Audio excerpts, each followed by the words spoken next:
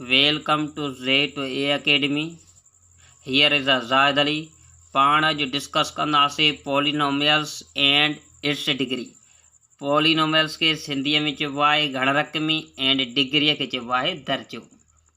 छो त ही जेके MCQs आहिनि अक्सर करे स्कॉलरशिप्स में पुछा वेंदा आहिनि। डॉक्टर एक्यू खान अब्दुल कदीर स्कॉलर सिस्टम में जेका स्कॉलरशिप आई उन में अॻ में पॉलिनोमियल्स जे हवाले सां हिकिड़ो क्वेश्चन आयो। हाणे जेका NJV स्कूल कराची जो हुयो उन मां डिग्रीअ जे हवाले सां क्वेश्चन आयो। जेके क्वेश्चन अची चुका आहिनि जेके रिपीट था थियनि सभु तव्हां शेयर कंदासीं।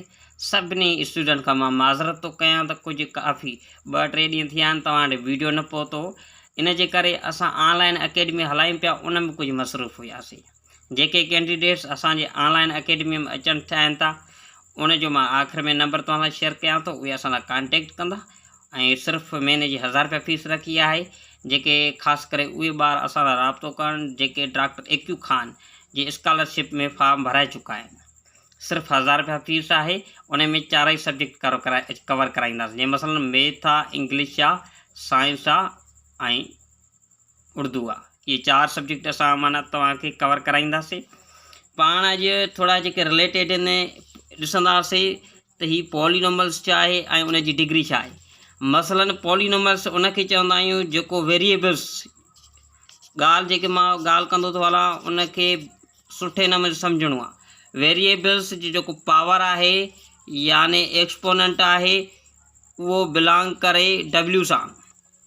हीअ ॻाल्हि काफ़ी स्टूडेंट खे सम्झ में न ईंदी हूंदी। जेको हिन मां चवां थो जेको वेरिएबल्स यानी बदिलजंदड़नि जो जेको पावर आहे उहो होल नंबर्स हुजे। होल नंबर्स कहिड़ा हूंदा आहिनि 0 1 2 3 अप टू सो ऑन। इहे छा आहिनि होल नंबर्स। जेकॾहिं वेरिएबल मां को बि इता नंबर जेको आहे उनजो पावर आहे एक्सपोनेंट आहे त तव्हां अखियूं ॿूटे उनखे पॉलिनोमियल्स चवंदव। जेकॾहिं पावर उनजो नेगेटिव आहे, होल नंबर्स न आहे, त पोइ उनखे चइबो आहे अलजेब्रिक एक्सप्रेशन। काफ़ी स्टूडेंट्स इहो असांखां सवाल कंदा आहिनि त पॉलिनोमियल्स खे सिंधीअ में चइबो आहे घण रक़मियूं। त वाक़ई इहो इन में घण रक़मियूं हूंदियूं आहिनि बिल्कुलु, पर इहो हिकु रक़मी बि थी सघे थो, 2 रक़मी बि थी सघे थो। इहो इन जो सिंधीअ में जनरल नालो आहे पॉली। छो त लफ़्ज़ पॉली जो means many, poly means many, इन जे करे इनखे पॉलिनोमियल्स जो नालो ॾिनो अथनि घण रक़मी। ठीकु आहे। हाणे जीअं मसलन 3x², ॾिसो हिन जो जेको एक्सपोनेंट आहे घणो आहे 2। होल नंबर्स में 2 हूंदो आहे बिल्कुलु। हीअ छा आहे असांजो पॉलिनोमियल्स आहे। ॿियो मिसाल 4x 4y² प्लस 4z³। हाणे ॾिसो x ते पावर हिते 1 आहे, y ते 2 आहे, z ते पावर 3 आहे। 3 होल नंबर्स सां वास्तो रखनि था। हीअ बि असांजो पॉलिनोमियल्स आहे। बाक़ी पॉलिनोमियल्स कहिड़ो न आहे, मसलन हीअं 3x पावर -1। छो त हिते हिन जो जेको एक्सपोनेंट आहे इहो होल नंबर्स सां वास्तो नथो रखे। This is a not polynomials.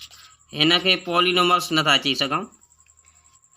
ॿियो मिसाल x + 1/x²।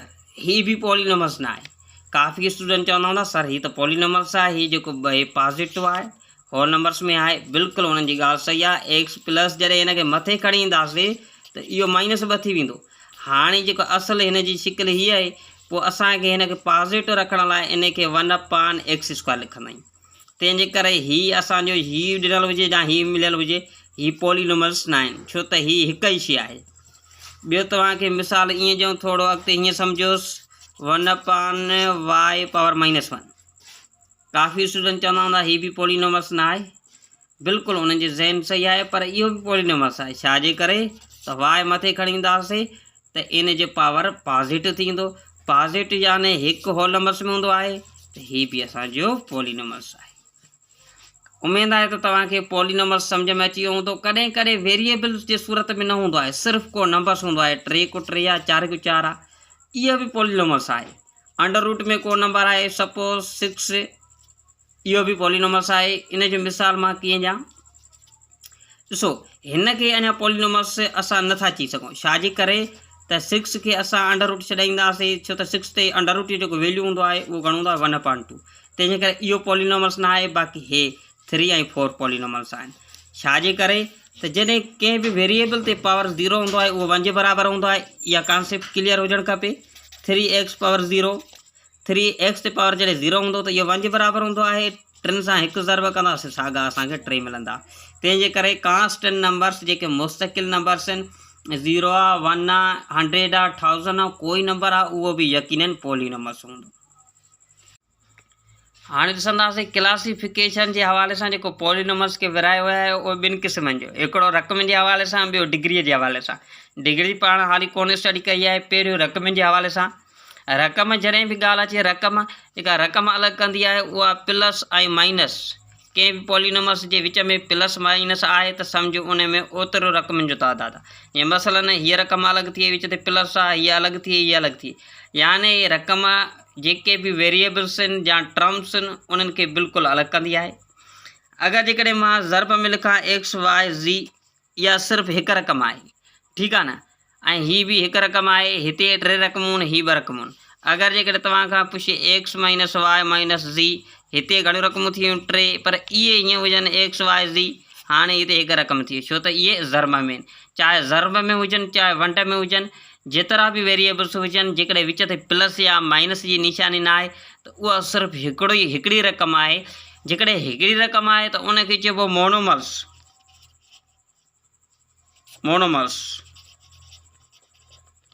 ठीकु आहे। ऐं जेकॾहिं 2 रक़मूं हिनखे चइबो बाइनोमल्स, बाए चइबो आहे ॿिनि खे बाइनोमल्स। 3 रक़मूं त हिनखे चइबो ट्राइनोमल्स, ठीकु आहे। 3 रक़म ई आहे, हीअ ट्राइनोमल्स। उमेदु आहे त हीअ मोनोमल्स यानी जंहिंमें 1 रक़म हुजे, बाइनोमल्स जंहिंमें 2 रक़मूं हुजनि, ट्राइनोमल्स जंहिंमें 3 रक़मूं हुजनि, पर हुजणु पॉलीनोमल्स हुजणु खपे।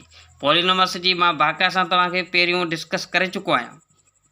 हाणे डिग्री सम्झंदासीं। डिग्रीअ खे सिंधीअ में चइबो आहे दर्जो, ठीकु आहे। हाणे डिग्री चइबो आहे highest power of non zero term, जेको रक़म 0 न हुजे उनजो जेको वॾे में वॾो पावर आहे उहा डिग्री आहे।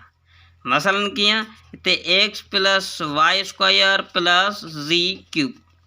हाणे ॾिसंदा त हिते घणियूं रक़मूं, 3 रक़मूं, हिकिड़ी हीअ रक़म आहे, ॿी हीअ आहे, टी हीअ आहे, पर कहिड़ी रक़म जो एक्सपोनेंट यानी पावर वॾो आहे, ज़ी जो, उहो घणो आहे 3।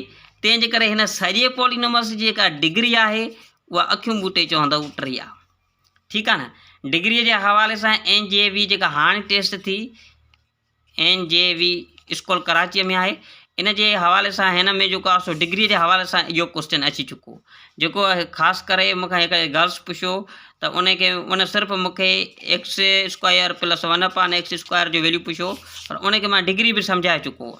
जेकॾहिं तव्हांखे उहो वीडियो बि खपे त हिन वीडियो जे डिस्क्रिप्शन में मां लिंक मोकिले थो छॾियां। हाणे ॾिसो डिग्री हीअ उमेदु आहे त सम्झी विया हूंदो कि x² प्लस 4xy, हिते डिग्री घणी हूंदी। ॾिसो जॾहिं बि वेरिएबल जे विच में मल्टीप्लिकेशन जी निशानी आहे या ज़र्ब में आहिनि, छो त एक्स वाई जेके आहिनि हिते ज़र्ब में न, त हिन जो पावर 2 आहे। हीअ वधीक जोड़ नथा थी सघनि, पर डिग्री लहण लाइ हिननि जो जेको पावर आहे उहो जोड़ कंदा आहियूं, हिकु हिन जो हिकु हिन जो, माना हिन जो बि घणो आहे 2, हिन जी बि पावर घणो आहे 2, वॾे खां वॾो घणो आहे 2। तंहिंजे करे हिननि सॼे जी जेका डिग्री हूंदी उहा घणी हूंदी, 2 हूंदी। अचो ॿी रक़म खे 3x प्लस 4x² y² ऐं z²। हाणे हिन जो घणो आहे, वॾे में वॾो जेको पावर आहे 1, छो त हिते 1 आहे न, हिन जो 4 आहे, 2 ऐं 2 हिते डिग्री लहण लाइ इहो जोड़ करिणो पवंदो, घणो थियो 4। सॼे जी जेका डिग्री हूंदी पॉलीनोमस जी उहा 4 हूंदी। हाणे डिग्री सम्झियो। हाणे ॾिसो ॿियूं जेके इम्पॉर्टेंस पॉइंट्स आहिनि, जंहिं रक़म में जंहिं पॉलीनोमस जी डिग्री 1 आहे उनखे चइबो लीनियर आहे। सपोज़ एक्स आहे सिंपल, हिन जो पावर 1 आहे, रक़म केतिरी बि हुजनि, भले हितां तव्हां वाई बि लिखोसि, भले ज़ी बि लिखी छॾियोसि, रक़मूं केतिरी बि हुजनि, पर उनजी जेका डिग्री हुजे उहा 1 हुजणु खपे। जेकॾहिं डिग्री 1 अथसि त उनखे चवंदासीं लीनियर आहे, ठीकु आहे। हिनखे सिंपल बि चइबो आहे। अगरि जेकॾहिं डिग्री 2 आहे, x² plus y² plus z² या सिर्फ़ु 6x², रक़मूं केतिरी बि हुजनि, हिन में 1 रक़म आहे, पर हिन जी जेका डिग्री आहे उहा घणी आहे 2 आहे, हिन जी बि 2 आहे, हिन जी पावर 2, हिन जी 2 आहे, त सॼी जी डिग्री घणी हूंदी 2। हिनखे चइबो बाइनोमल्स, सॉरी बाइनोमल्स असां रक़म जे हवाले सां ॾिसंदासीं, डिग्री जे हवाले सां इनखे चइबो क्वाड्रेटिक। जीअं पॉलीनोमस जी डिग्री 2 हूंदी उनखे छा चवंदो क्वाड्रेटिक। अगरि जेकॾहिं सिर्फ़ु x पावर 3 आहे इन खे चइबो क्यूबिक, यानी इन जी जेका डिग्री आहे उहा घणी आहे 3 आहे। पोइ रक़म केतिरी बि हुजनि, सपोज़ x y z हिकु रक़म आहे न, हाणे हिन जी डिग्री घणी आहे 3, त हीअ छा थींदो, हीअ बि क्यूबिक। हाणे इम्पॉर्टेंट पॉइंट जेका आहे, कॾहिं कॾहिं कांस्टेंट रक़म जी असांखे डिग्री पुछंदा आहिनि। कांस्टेंट रक़म तव्हांखे ख़बर, कांस्टेंट जंहिं स्टूडेंट खे ख़बर न आहे त कांस्टेंट छा खे चइबो आहे, कांस्टेंट ही हिकु आहे, ॿ आहे, 3 को 3 आहे, को बि नंबर्स, जेको बि नंबर्स हूंदो आहे उहो मुस्तक़िल हूंदो आहे, उहो कांस्टेंट हूंदो आहे, उहो चेंज न थींदो आहे, सदाईं साॻियो हूंदो आहे। उन जी जेका डिग्री हूंदी आहे उहा हमेशह उन कांस्टेंट रक़म जी जेका डिग्री हूंदी आहे उहा 0 हूंदी आहे। इहो प्रूव कयूं कीअं साईं, तव्हां पुछी सघो था सर इहो कीअं डिग्री इन जी 0 आहे। सपोज़ वेरिएबल ते पावर 0 हूंदो आहे, इहो 1 जे बराबरि हूंदो आहे, तंहिंजे करे 3x पावर इन 0 ॾियूं, डिग्री 0 अथसि न, त हीअ हिन खे हीअं लिखी था सघूं न, छो त हिन ते हिन जेकॾहिं 3 सां टिनि खे हिक सां ज़र्ब कंदासीं साॻियो 3 मिलंदो न, तंहिंजे करे कांस्टेंट रक़म जी हमेशह डिग्री 0 ई हूंदी आहे।